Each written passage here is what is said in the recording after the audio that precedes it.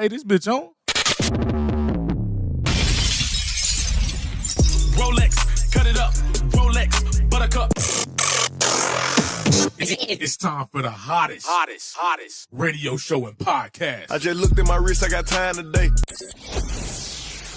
DJ Prime. It's time for Shef Radio. Yeah, sir. Welcome to Started Here in the Far Podcast, man. You already know it's your host, Far the Most. DJ Prime is in the building. I always got my next guest in the building. What do I say all the time, man? Next guest might be the best guest. Go ahead and introduce yourself, big dog. Yo, it's the Great Unknown. What's up? Okay, man. So, always started off, ask everybody, how'd you hear about Shef Radio? I actually heard about Shef Radio by one of your past guests, Ray Blur. My guy. That's my guy. It's my guy, man. Shout out Ray Blur, man. What actually made you want to come on Shef Radio? Shit. First, he was telling me about the interviews and shit, and I was like, oh, that's dope. Yeah. And then he had showed me a couple videos. I was like, oh, that's fucking dope. And he was like, bro, get on. And that's a way to get you out there and get you all this other stuff. Honestly, I guess I could say I just started taking rapping serious this year.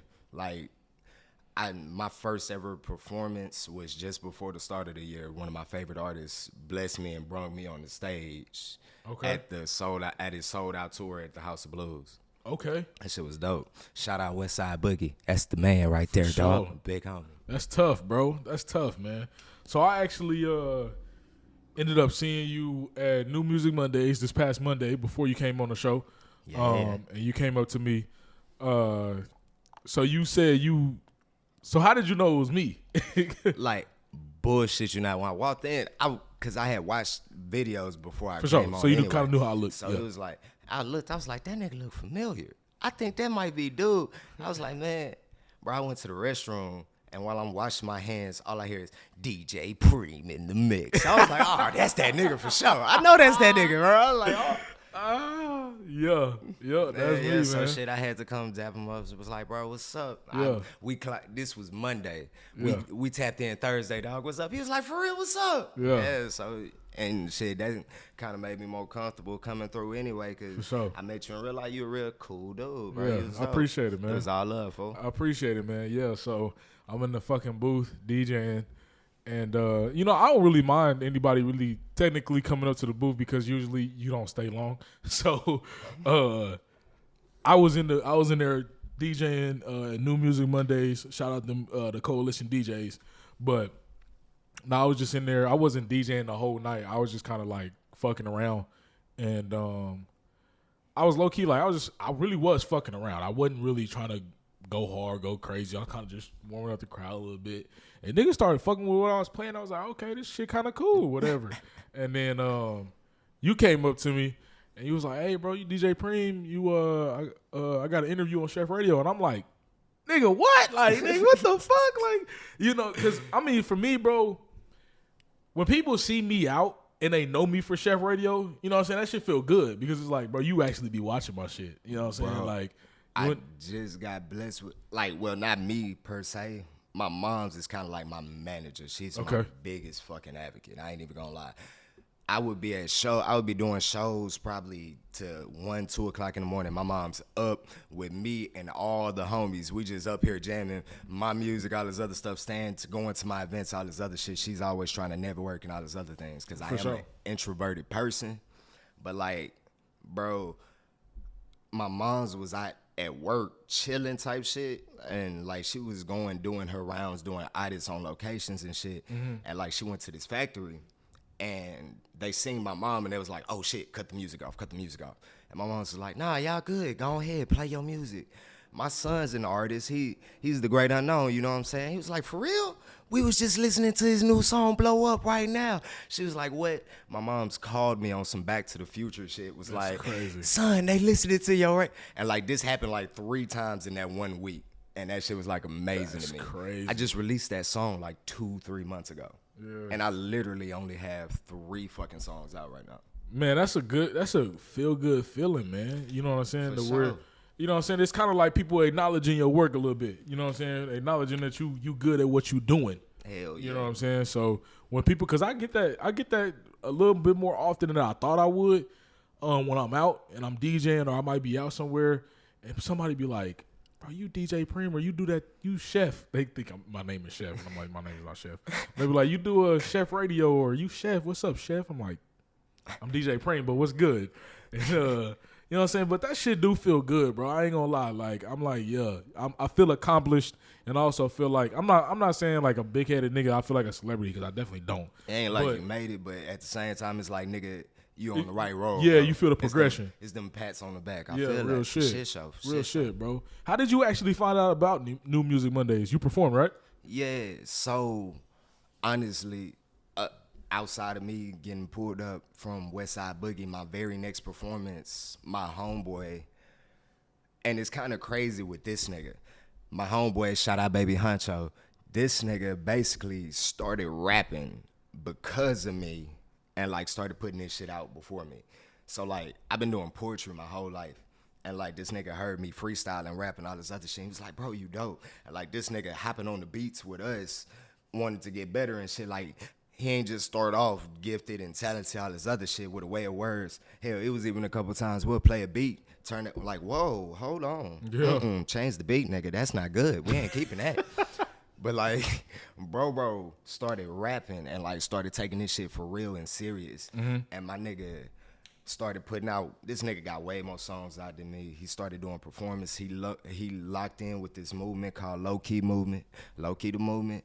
And like, he started trying to put me on with them and getting me, anytime this nigga he tries to get me to perform.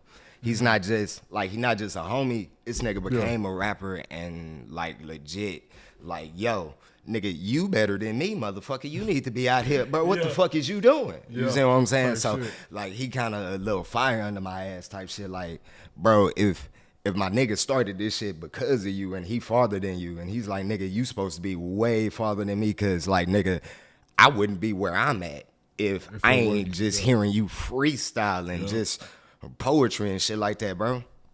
Like, this nigga hit me, and he hit me with some shit. He was like, bro, you always come up with these new big-ass words and shit. I was like, man, bro, and like, this nigga so fucking funny, because I was like, because you don't want to just explain what the fuck you saying all the time. Like, for instance, I say, man, bro, that chick loquacious. He was like, loquacious? I was like, man, bro, shit bust down, bro, shit bust down. You don't want to be doing that all goddamn day. And he was like, what? Hey, yo, Day. Loquacious, nigga, add that in the Pokédex. That's going in our dialogue, nigga. We got to use this. That nigga said loquacious. That's funny. For real. No, that's tough, though. That's tough, man. So, my fault. So how did you actually, Low key. Shout out Chino the Key. She basically, and like, she heard me rap. She became a fan of my music too. Okay. And like, anytime she has an opportunity or whenever even though I'm not technically a part of her movement, of her team, they got a team of 9 dope ass fucking rappers, male and female, and like, it's not the same shit with that group. Like, it's really a different, and they all support and come together. They fans are fans of each other and all this other shit. It's a beautiful thing. Yeah. So like, even though I'm not technically a part of that movement, anytime she has the opportunity, yo, come through, come out, perform with us, whoop whoop. Yeah. This a low key event, but shit, I want you to perform and all this other things. And like, she really dope, and the whole movement fucks with me too. It's all love in that situation. It's some dope ass shit. So they brought me out and was like, yo, we at the castle tonight. You trying to perform? Come on through. Okay. That's what's up. So I know the castle, of course, was not your first performance, but do you go to a lot of like different open mics and shit like that? Yeah. Performing is like the closest thing to playing basketball. That it's like that release. It's like that real. Or that high that you feel, you know like, even though it could be a packed out crowd or whatever, it's kind of like I black out. It's an outer body experience. Yeah. So like, whenever I go and perform, it really helps me in my mental type shit. So I fucking love it. Any chance I get, I'm always looking for new things. I actually met Ray at an open mic, fucking Militant Mondays. That's a dope ass spot. Okay. I think I heard about that joint. Yeah, it's fucking live, bro. You should pop out. Yeah. The last Wednesday, not Militant Mondays. Militant Minded. It's the last Wednesday. Is that place where like the wall is like red or something? Yeah. That's where I met Ray. Okay. Bullshit, you not coming off the stage. Yo, you fucking dope, nigga. I listened to him spit. I was, yo, nigga, you fucking dope. Yeah. Shit, me and this nigga got a feature track.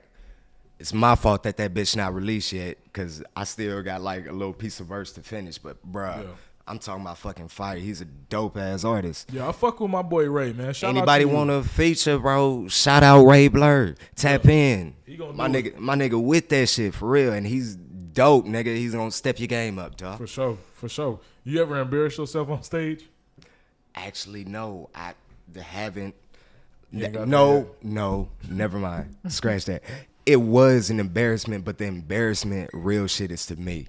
This is the first live thing of me admitted and shit. Okay. So, Westside Boogie is an artist that's signed to Eminem. Okay. Shady Records.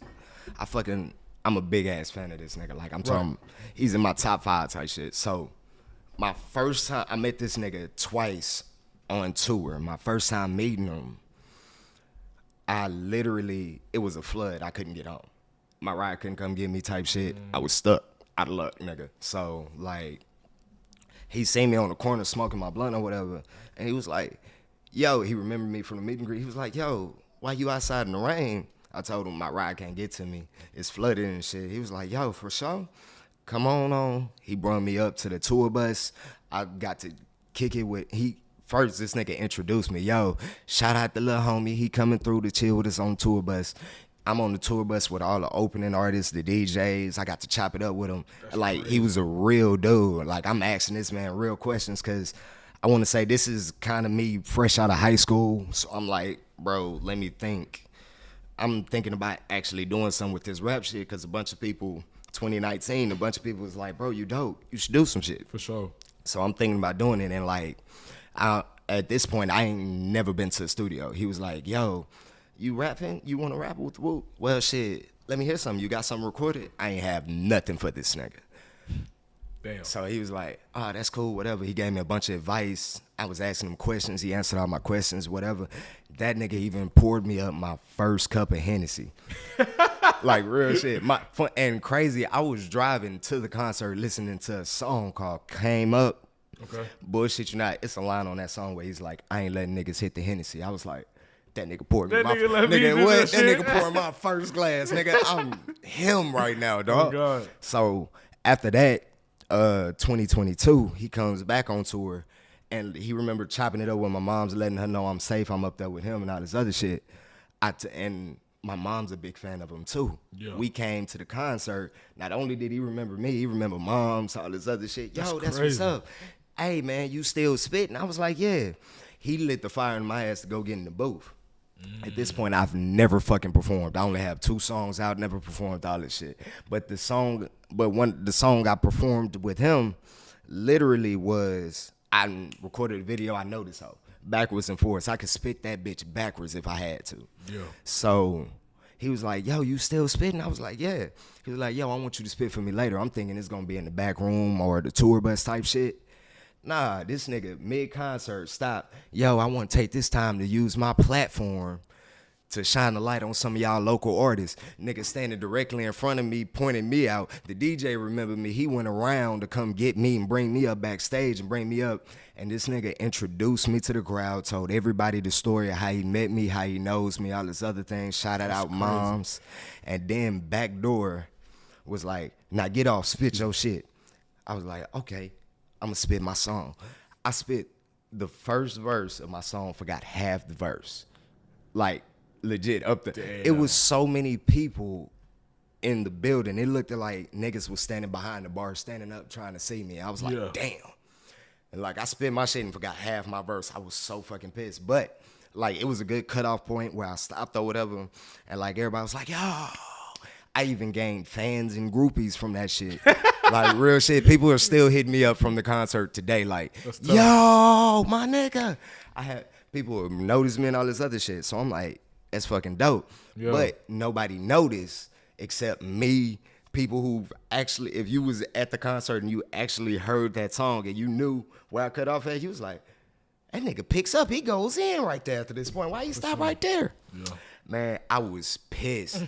And then after the concert, him and a bunch of opening artists, Bobby Sessions, Bobby Sessions has a Grammy with Beyonce and Megan Thee Stallion. They has, and this nigga does this shit from Dallas, Grip from Atlanta. It's some dope ass artists I really fuck with. And they like, yo, that shit was fucking dope. Dapping me up like, yo, you can spit, man. So I kind of got pats on the back from niggas I look up to spitting half a verse that I forgot. That was embarrassing as shit, and I was pissed up until like they laced me up. They're like, yo, that shit was dope. And nobody knew except for me and Moms. Mama, I forgot half my verse. I was pissed. I mean, hot, heated. Damn. Shit's crazy. Damn. That was embarrassing for me, but it was more so embarrassing just to be. Nah, it's crazy that Boogie actually remembered you, bro, because I'm sure he see a lot of people every day. Man, what? A lot of different people every fucking day. Especially for him not to be here, not to live here. No, you know what I'm saying? All that shit. He come on tour. And niggas from Compton. Yeah.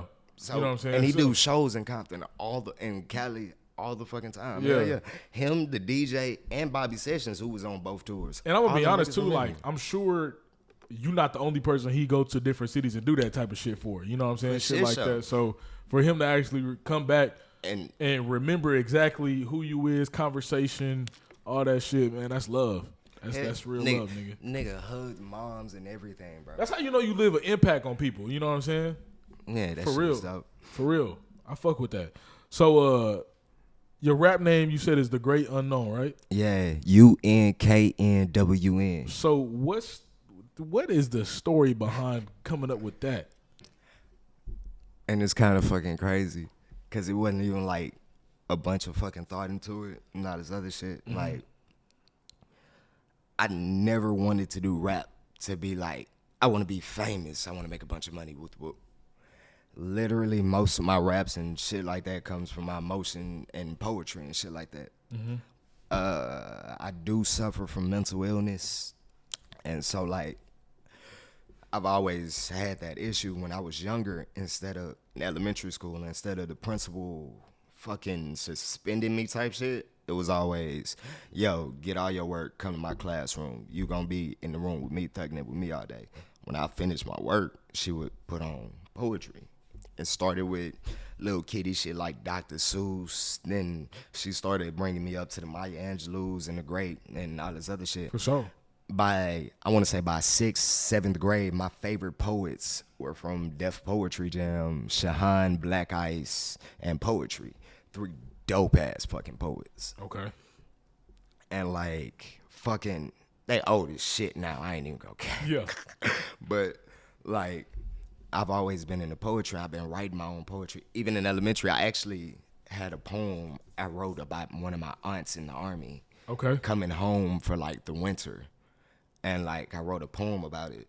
And it got published in a newspaper. Mm-hmm. And that was a big thing in my house. But, so I want to say about 6th, 7th grade, I started putting poetry to music and actually started rapping and making songs and things of that nature. But it was just me writing in my head for me to get some shit out. Yeah. It was always a little mechanism for me to get out. So when I went through an injury that basically fucked me up mentally, I couldn't play my senior year of basketball because I fucked up my ankle playing football. And I didn't play football. Like, literally.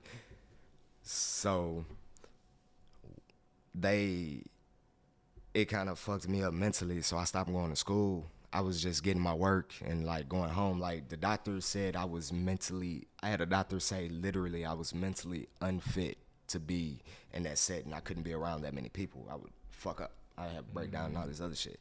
I've always had mean stage fright. So, and I never liked crowds. It was like basketball was the only time I could be in front of 20,000 people. It's just me and that ball. Yeah. And like, I guess when I started really putting my emotions, my feelings into the thing, and I started performing, my first performance as my first performance as myself, The Great Unknown just kind of came out of nowhere. And it was kind of like a whole nother fucking personality, like real shit, because it's almost like autopilot. I damn near can't tell you nothing I do when I perform unless I watch a video. I legit black out. I mean, I don't really see shit wrong with it, bro. Like, it's kind of like like I said, your happy place. You know what I'm saying? Yeah. Where you know what I'm saying, where you can get that release or feel that high. And the reason why I asked you the name is because it's unique. I get asked that a lot. You know what I'm saying? Like, it's unique, and it's just different. Like, I remember I had a group that I was in when I was an artist. It was called Anomalous Intent, and we were gonna do this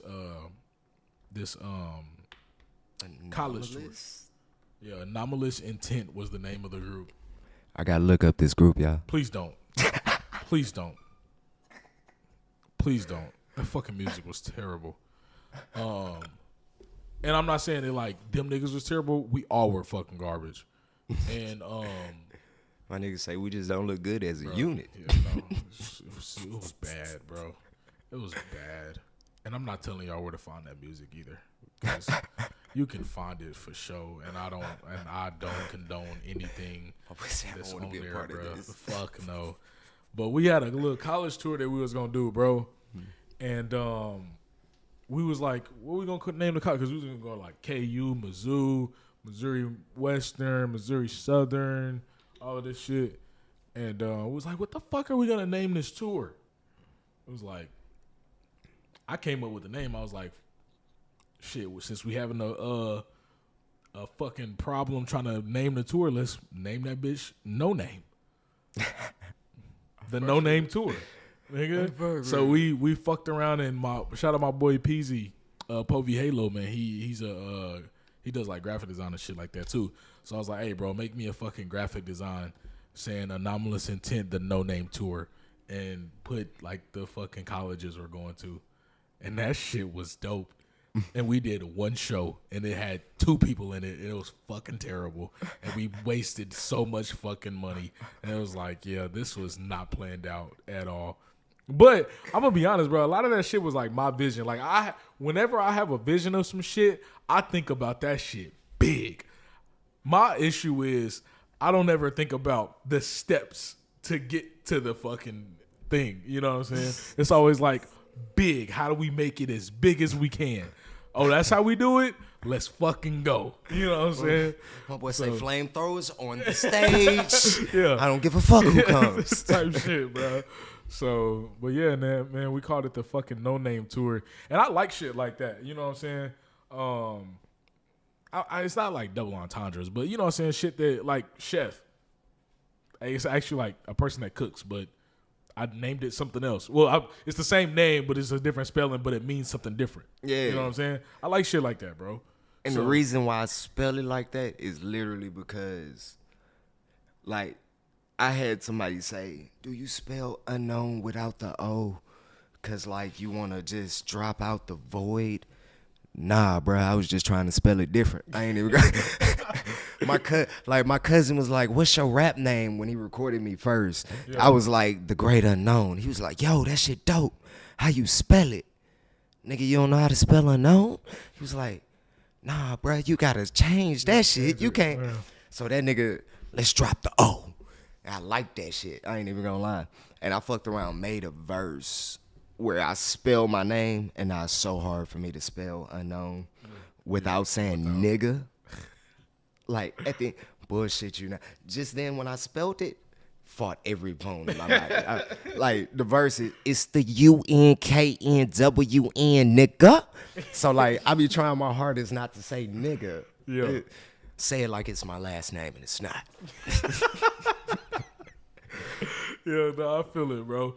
So, when did you actually start making music, you know, seriously? What year was that, you know, going to the studio and stuff? My first time going in a real fucking studio and making music legit was 2019, right after that Boogie situation. Okay. The first time. And shit, I made my first 2 songs that's out now. Slaughterhouse, Gone Without a Trace. Okay. So I know that. And then, like, pretty much after that, after the second time I met Boogie and had that performance and whoop the whoop, my homeboys was like, yo, see what I'm saying, nigga? I got fans now. They was like, when the next time you performing, bro? Where you gonna be next? I don't even have no new shit to perform. I ain't gotta go. So I started going to the studio, and like when I started going to the studio, I started going to different places to find out what's easier and what gels. One of my homeboys ended up coming up with his home studio, and like I still go to different places and shit. But like when I went to my homie's home studio, it was legit. I could be there all fucking night if I have to. I can crash. I can write in the fucking studio, do whatever I need to do. So like that's kind of like where I ended up going, and I basically ended up spending the night in the studio. I may only have 3 songs released, but like my goddamn, I have like 45, 50 fucking songs that I made just this year. So why haven't you released them? Literally, I was like, I don't know how soon I should release a song, and then I was like, nah, fuck it. You know what? I'm gonna release all these bitches on an EP. So 40 something songs? No, not 40 songs. And that includes features too. Like that's not just me. Like I ain't even gonna lie. Some of my favorite verses and best verses are held up by other niggas in their songs. The song's done, mixed, mastered. Nigga just didn't release it. Okay. So like I was like, fuck it, the songs that I have, or like I said I was gonna do like a little small EP with like 7-10 songs. Okay. And like just release that hoe. And shit, that way I have a good amount of songs out. And it's crazy because I perform the songs that are out, but I perform a lot of unreleased songs too. And people always ask me where to find them. Where to find a song. I'm gonna give you a tidbit as an artist, bro. Now I get it. Not every song that you make, you're gonna release. You're not gonna release every song, right? But if you have, let's just say you got 40, right? Let's just say, I know some of them are features, some of them are all of that stuff. But let's say you yourself have 40 songs. Right. Out of those 40, you should be releasing at least 35. Because, and I'm not saying you gotta release it all at the same time, but they should come out consistently. The reason why, bro, is as an up-and-coming artist, you have no reason to sit on music. Why? You're not famous. You have no fucking reason to sit on music. I tell artists that shit all the time. And then also, even if the music is, I don't give a fuck if you made that shit back in 2015. If it's hard, it's hard. Also, I ain't heard that motherfucker. I don't know you made that bitch back in 2015. It's old to you, but it's new to me. You know what I'm saying? Shout out my boy DJ Just 100 shit. They let me know that shit because I showed him some music back in 2019. I showed him some music from 2019. I think, was it this year or last year? He was like, yo, this shit is hard. Why the fuck haven't you put it out? I said, bro, this shit old. But also, I'm not an artist anymore. But he was like, I don't give a fuck, nigga. This shit new to me. I didn't know you made that shit in 2019 until you said something. You know what I'm saying? I fuck with it. I fuck with it for sure. So I let artists know all the time that, you know what I'm saying, you ain't got no reason to be sitting on music, especially how fast music is produced. Music comes out every day. There's 50, 60, 70,000 songs that come out every fucking day. Every day. So with all that being said, why the fuck are you sitting on music? Because also, the way we are as a society right now, because of social media, people's attention span is so goddamn quick. Trash. Nigga, you'll be on one song for maybe a couple days, and then you on to the next. You'll be on one artist, and then you on to the next. You want to know why Lil Baby had his fucking stint? I think that was, 2020, 2021? When that nigga was going stupid? He was going dumb. You know why? That nigga was putting out a song every fucking day. That nigga Lil Baby was going crazy in the clubs, in industry-wise. That nigga was putting out 2-3 songs a motherfucking week. Albums, EPs, features, all that. That nigga was grinding like he was a no-name. I was like, yo, what the fuck going on with this nigga? You couldn't go nowhere without listening to Lil Baby. I remember. That year was that was the year of Lil Baby. Like, couldn't nobody touch that nigga, Lil bro. Baby ran that shit. You know what I'm saying? So, even if a big artist like that can do shit like that, I say a smaller artist, bro, should be even going harder than that. You know what I'm saying? Especially since you're not known. I'm not saying you in general. I'm just saying like smaller artists. Shit, I'm unknown either way it goes. So for sure, man. What's something that you actually want your fans to get out of your music? Honestly, shit, like I say, my music is pretty much written. Like at first I was saying I write my music for me type shit because it's written out of how I feel and my emotions in the moment, how that beat makes me feel sometimes, or all these other things. But I realized that other people resonate with your emotions and how the fuck you feel type shit. Like you may feel like you a piece of shit right now, or you might feel like you're the shit. You see what I'm saying? Like, nigga, ain't nobody in this bitch about to stop me, nigga. Facts. And it's 50,000 other motherfuckers somewhere that feels the exact same way. So at the end of the day, shit, I want you to feel however the fuck, I want you to get whatever emotion, however the fuck that song makes you feel and influence you type shit. Like if my song pisses you off, then it was written specifically to piss you specifically off. My song makes you feel good. If my song makes you want to touch yourself, then hey, get in where you fit in. You know what I'm saying? I feel that. I will say too, as an artist, bro, and I know, you don't strike me as the guy that wants to do this because, you want to be rich and famous, but at the end of the day, we don't just make music just for the hell of it 9 times out of 10. You know what I'm saying? Like, we love the music. We love the craft. We all love that. But there is something that every artist wants to get out of this, and it's for either your music to touch people, or you want fame, or you want fortune, or you want something. So with that being said, and I haven't listened to any of your music yet, but I know that there are a lot of people, a lot of good artists out here, right, that make great fucking music, but they aren't going to make it in the industry. What makes you think that you're going to make it? Shit, honestly, I'm not saying I don't want to make it because, hey, everybody want to make it. And everybody's definition of fucking making it is different. It's different, for sure. You see what I'm saying? So, honestly, I just want, what makes me think that I can make it or that I am is simply because, like I said, at the end of the day, I put my fucking soul on the track. It don't matter what the fuck I'm doing. Like, if I spit it, that's how I'm feeling in that fucking moment. You see what I'm saying? Like, it comes from a place of fucking passion. And I feel like if you spit it with a passion, the people gonna feel that shit. And if they feel that shit, they want that shit. You know? Yeah.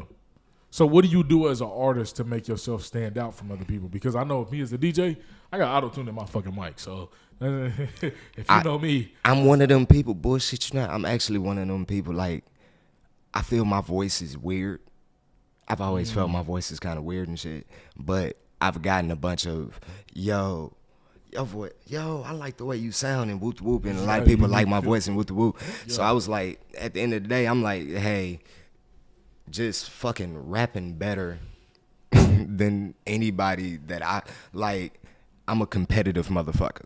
I'm not saying I'm like, when I say I'm the best, yeah, that's rap shit. You know what I'm saying? That's just rap politic type shit. But at the end of the day, like, and it's not me trying to be better than you and whoop whoop. I'm just natural fucking competitor. So like, if me and you are on a track, even if I'm on a track by my fucking self, if I finish that first verse, my second verse got to be 10 times better than my fucking first verse, or I don't fucking like it. Like I can't, like, I don't know why, but in my head I be like, nigga, you can't shit on yourself on your own shit. You really gon', like, I be talking to myself as if I'm two people when I'm writing my shit. Like, that first verse is one fucking perspective. Yeah, that's done. But you gonna let that nigga shit on you, nigga? You better come hard on this second fucking verse. You see what I'm saying? Yeah. So like, it's the competitive fire in me. At the end of the day, the shit I say may not be better, the way I deliver my line may not be better or whatever, but shit, I'm going to try to outdo my drive to be the best and my drive to outdo whoever the fuck I'm up against. If I found out I'm arrogant because my homeboy, my mom's and my homeboy was like, yo, you arrogant as shit. Because, nigga, how you feel about yourself playing basketball? Without hesitation, I'm a god. My nigga was like, how you feel about the people on your team? Oh, yeah, we dubs. We gonna win. Now, them same people, that same team, trade you. How you feel about that team? All of them garbage. Can't nobody stop me. I'm a god. That nigga say, you see the arrogance? I was like, oh, my God. I'm arrogant. Yeah, but like, oh my God. but like for real though, that's just that mentality that I was born with. And you gotta have that confidence too, man. You know what I'm saying? You gotta have that confidence in yourself, in your music, in anything that you do. Because if you don't, you won't fucking succeed at all. Because if you watch my shit, what do I always call my shit? The hottest, the biggest. Is it? Yep.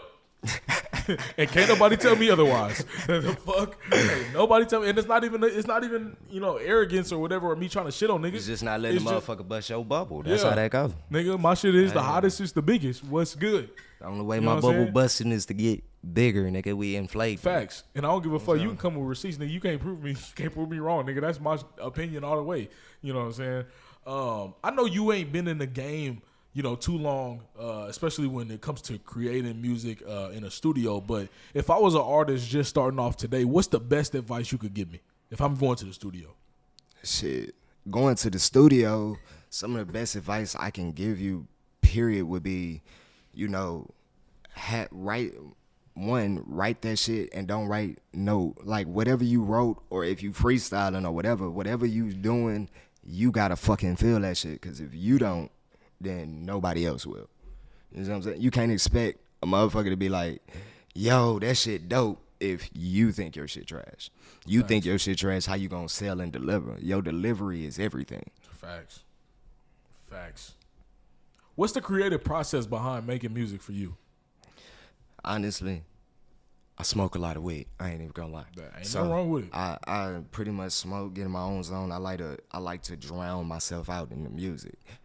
Yeah, it may get monotonous or whatever, but if I get stuck on a part or if I get stuck on a slide, some of the best ways to help me out of it would literally put that slide on a loop, all this other stuff. And also that's going to help you with your cadence, timings, deliveries, how you want that particular line to sound and all this other shit. For sure. What do you think about the state of the industry right now? You think it's in good hands? I don't listen to the radio at all. I'm not even. You don't listen to? Not even just the radio, just like music. A lot. No, I listen to music, but I'm not even gonna lie. Like a lot of the new shit, and it's my personal opinion. I don't want to get attacked for it, but honestly, a lot of new shit is trash. Like it's motherfuckers. You aren't wrong. It's motherfuckers who bullshit you not. Lil Uzi. That I just want to rock song with Lil Uzi. Bullshits on the majority of his fucking songs, and he makes millions. This nigga can actually fucking rap. Like Lil Uzi can spit like for real, but this nigga will bullshit a song and just make some shit catchy, make you want to vibe and dance to, just to make the money. Yep. And that's what a lot of motherfuckers do. A lot of females just want to rap about shaking their ass and shit, twerking, eat this pussy, whoop the whoop. And pretty much that's what the girls nowadays want to do or focus on. And hell yeah, you a woman. Do your shit. You can do it what you want to. Honestly, you can. That's cool. But it's women that actually can fucking spit and like that. For sure. And just either you... And they don't get the same attention or recognition unless they do that shit. Honestly, even the males, bro, they're not gonna. This great rappers aren't gonna get the attention because that's not what's popular. You know what I'm saying? And I'm not saying that you did this, but like I was talking to my guy, Yuri, the producer, on one of my other episodes, bro, and I was like, well, and even on one of my roundtables, I was like, I cannot get upset because I don't really listen to women rap because I don't like it. The Sexy Reds, the Ice Spices of the world, I don't really fuck with it. And one, like China said, it's not for me. It's for the women. But I also said I can't complain and I can't bitch about women rapping the way they rap or rapping about what they rapping with my favorite rapper doing the same shit. You know what I'm saying? With my favorite rapper talking about smoking a op, putting the op in the pack, doing this. That's all the niggas rapping about. Bitches getting money, like the same repetitive ass shit. I can't get mad at the women for talking about their lifestyle and what they want to do and fucking on a nigga and shaking their ass, popping their pussy and all of that other shit. With my favorite rapper talking about putting a nigga in the pack. Now, yes, that may have been his life and it may still be his life, but in the same breath, it's still you rapping about bullshit. And either way, you ain't gotta say it the same fucking way that's been like, bro. Facts. Come up with some new shit. Come up with different what's name. Man, I that's why I don't listen to Jay-Z, but I do respect Jay-Z. I respect everything that this nigga has done. But there was one line he said in God Did, DJ Khaled song. He said, Lord, forgive me for what the stove did. And I'm like, you know what, bro? I fuck with that. Why? Because you still was talking about what you had done, but you made it into a better thing. way. You know what I'm saying? Yeah. You know what I'm saying? But I feel like a lot of rappers, bro, they don't know how to express themselves in that light. You know what I'm saying? Fucking J. Cole is one of my favorite rappers. One of the coldest things this nigga has done. One of my favorite J. Cole lines is when this nigga called himself Rap Jesus without calling himself Rap Jesus. Real shit. This nigga say, I'm the rap Moses, scratch that Mary and Joseph's son. That nigga called himself Rap Jesus. Yeah. So, you see what I'm saying? Yeah. Me wanting to pay homage to that fucking line and wanting to do something similar, when I made a fucking bar like that, it wasn't I'm the Rap Moses or something like that. Shit, I legit say my shit so legendary, you would think my mom's was Mary. I'm mixing blood inside of Crips to resurrect the buried. That's a simple bar. It's not the same. Okay, this nigga calling himself Jesus indirectly. Yeah. That's how you do that shit. Yeah. Just change it up. It's not that hard. If you put 10 more minutes of thought into what you want to say, shit, pick up a book. Google it, nigga. What's another word for smoke the ops? Yeah. Do something different. Yeah. That's It's the thing. easy. I think a lot of artists don't know how to portray themselves or rap a different way. It's the same shit.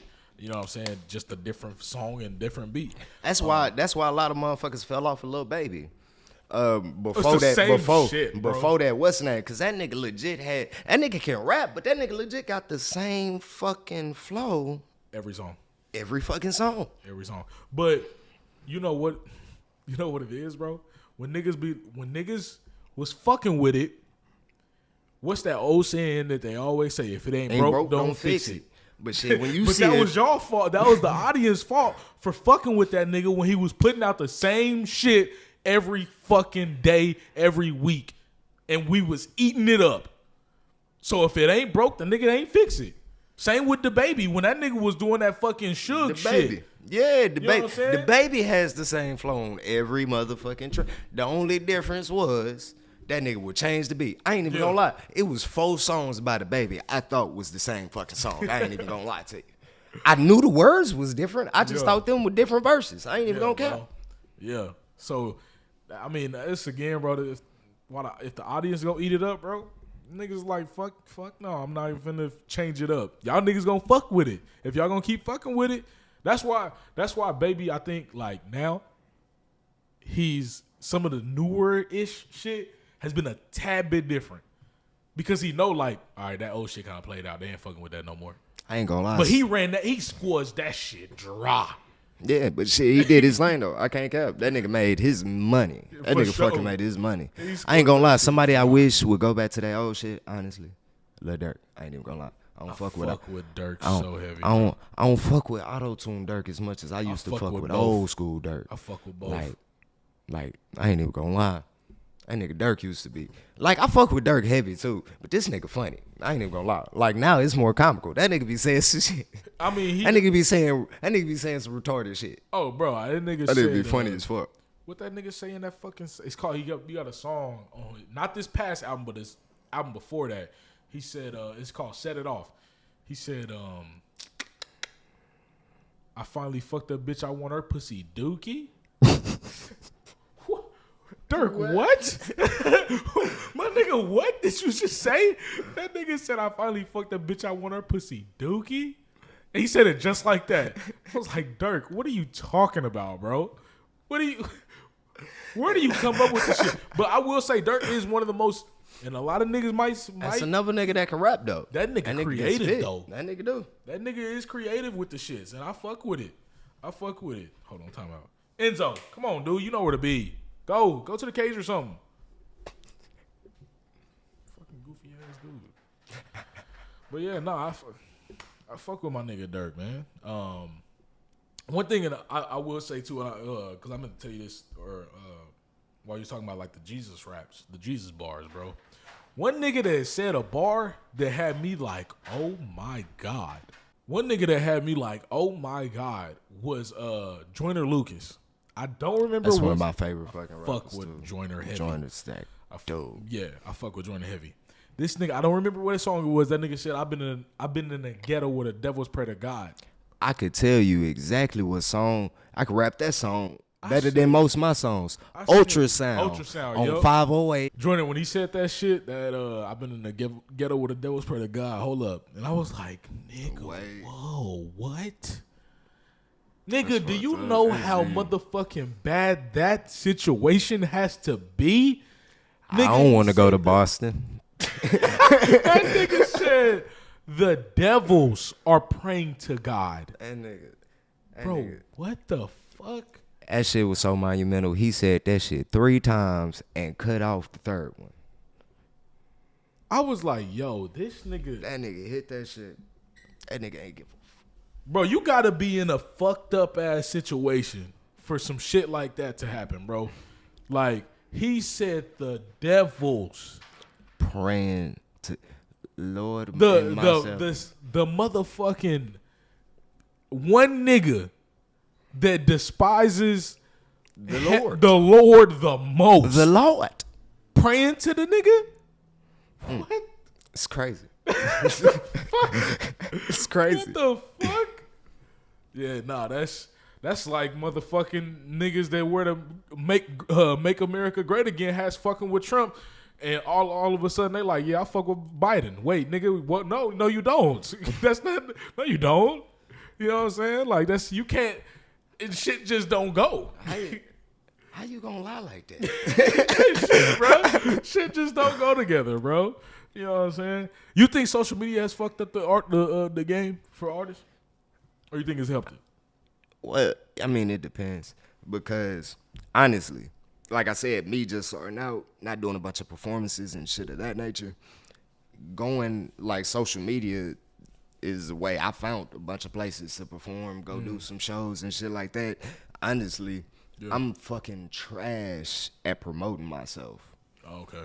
But fucking when I release my songs, it released on social media and things of that nature, and I have friends that post with my songs and shit like that, so I've actually gained fans via social media.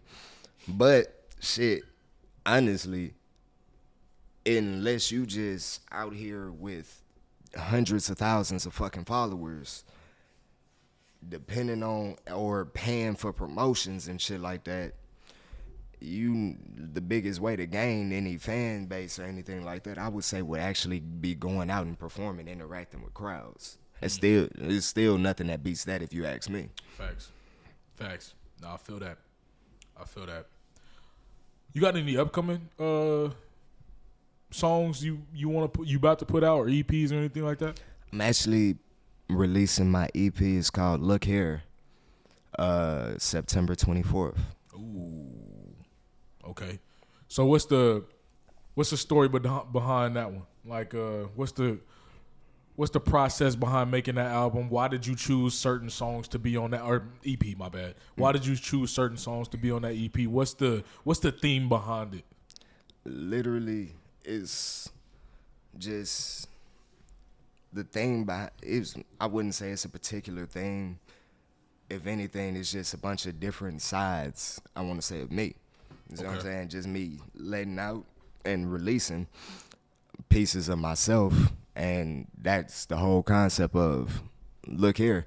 I say look here a lot, too, especially, like, you know, if you piss me off and you talk, look here, motherfucker.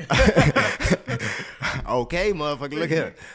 So, you see what I'm saying? So, it's kind of like, it's meant to be like, cause more attention to the great unknown. You know what I'm saying? I got you. That makes sense, man. I know we almost an hour deep in this thing, man. I'm going to ask you one last question. It's the question I ask every artist that comes on the show, almost everybody, whether you're artist or not. When you do make it big and you see your name on billboards and all of that, bro, are you from Houston, right? Yeah. Okay. H-Town, Acres Home, born and raised. For sure. So when you see your name, you big time, all of that, do you plan on coming back to Houston to do something for your city? If so, what is it? Yeah. Actually, I want to help build homes for low-income families because gentrification is real, even down here in the South type shit. Like, it's motherfuckers moving into my hood, tearing down houses with yards, taking out people. I know whole families that's having to leave 4 and 3 bedroom homes to go to apartments and shit, and being displaced because they want to come build these high price ass condiment bullshit houses, bro. And like, it's so many ways where you can cut back. Like, for instance, container homes. That's an amazing fucking way to cut back on, you know, actually, what's the name?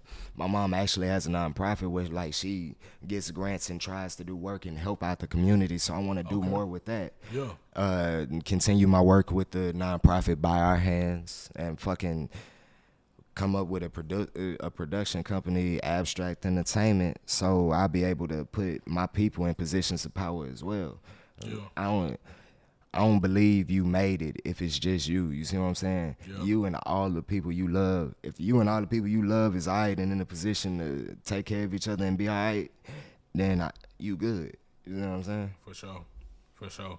Now I feel you on that, bro. I have a homie that lived in LA, and she ended up telling me, like, you know, the SoFi Stadium, right? Mm-hmm. So, I guess they ended up taking down like a lot of homes and, you know, kicking people out their houses just to build that stadium and some old shit. You know what I'm saying? It's crazy. Supposedly, and don't quote me on this shit because I don't really fucking know. I'm not from LA, but apparently, like, where that area is, where SoFi and all these other places that they were building, that wasn't like a good place. You know what I'm saying? I was like low key like run down, but now it's like stupid expensive if you want to even like fucking try to live near it. You know what I'm saying? And then also, if you have not been to LA to see this fucking stadium, it is massive. That shit is huge, bro. So I'm thinking about like all of the, because I'm not even thinking about just the stadium. I'm thinking about parking. I'm thinking about restaurants they possibly put around, apartments, houses, all of that stuff. So you think about this big ass land that people used to fucking their house where they were living there, and they like, you know, one day they probably got not an email but something at their door. Somebody came into their door like, hey, you gotta go. You parking on somebody's grandma's house. Dead ass, bro. For real. You know what I'm saying? So now that shit is definitely a real thing, bro. Yeah, it's real shit, bro. I think that it's definitely fucked up. I think my city's doing something like that. They're moving Kauffman Stadium, which is our Royals, the baseball team. They're moving them downtown, but I don't think that's gonna end up taking out any homes, which is good, because there's no like homes or like apartments downtown that they not finna tear none of that shit down. That shit's too expensive. So yeah, bro. But something that I want to do though, honestly, is I want to create a music community. So like have a place where there's like 60, 70, 80 studios in it, a place where you can go get lessons, DJ lessons, get classes about how to be a A&R or a producer or a manager, you know what I'm saying, publicist, all of this stuff, anything industry-wise, you can come to my place and, you know, get learn. You know what I'm saying? Learn to get that shit. And shit like that. So And that's well needed because motherfuckers really out here just bumbling. Like, Yeah. if you don't know what the fuck you doing, it's just shoulders until you find out. Yeah, for sure, bro. And it's a lot of shit that, you know, artists need help with, bro. And Hell yeah. one big ass thing that I definitely want to help artists with is performing, especially like up and coming artists. They don't know how to perform, and that's a big part about being an artist, bro. Because I can say I watched Lil Baby when he first performed. That nigga was terrible. That nigga was garbage, bro. And he was popping. Like popping. This was like back when I can't name the fucking album, but like that song on there, Pure Cocaine, was on there. When you're rich like this, you gonna check the forecast every day. It's gonna rain. That shit. And I was like, bro, this nigga is terrible. He's just walking back and forth with a mic in his hand, big ass baby chain, and that's it.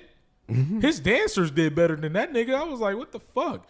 So I think also artists, you know, they need to know, all right, you have a dope song or a hype song and shit like this. It's okay. You're not Travis Scott. You don't have to rage because people are not going to rage to your shit because they don't know it. So you know your audience, you know what I'm saying? Like just teaching artists about, you know, certain shit like that. And again, big part is performing. But yeah, bro, go ahead and shout yourself out, man. Tell everybody where they can find you, find your music, all of that, bro. Yo. It's The Great Unknown. You can find my music out on all platforms. Spelled The Great Unknown, The Great UNKNWN, and you can hit your way up on IG at SmokedOut.Vibes. For sure, man. For sure, man. I appreciate you for coming on the show, man. Y'all stick around. Y'all already know Dessert Makes Up next. Keep it locked. This is the hottest. It's the biggest DJ Preem. It is Shef Radio.